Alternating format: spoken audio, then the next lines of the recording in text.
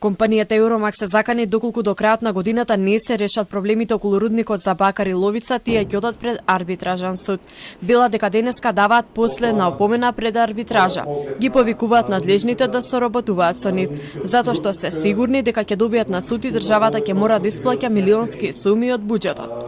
Сакаме да објавиме дека сме во статус на последна опомена пред арбитража. Часовникот на судниот ден веќе отчукува близу до полноќ. За да не бидеме погрешно протолкувани, сакаме да бидеме јасни и прецизни. Нашето трпение е при крај.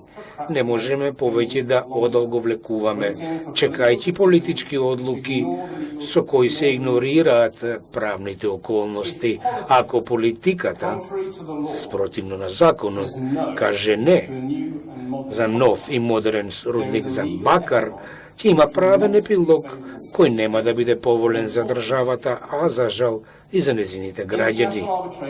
Меѓународната арбитража не е одлука што се носи лесно.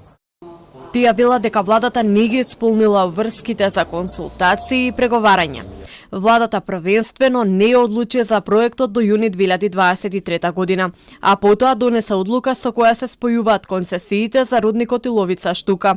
И одлуката ја објави во службен весник, а по неколку недели ја прекина одлуката без образложение. Од Евромакс сметаат дека односот на властите е скандалозен.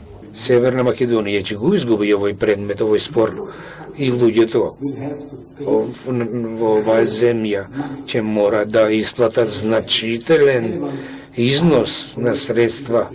Тие истакнаа дека досега во проектот се вложени многу пари и повикаа државните институции да го почитуваат владењето на правото. Владата лани во јули ја поништи одлуката за спојување на двете концесии која донесе 20 дена претходно. Тогаш компанијата побара повторно спојување и предупреди на разврска пред арбитражен суд.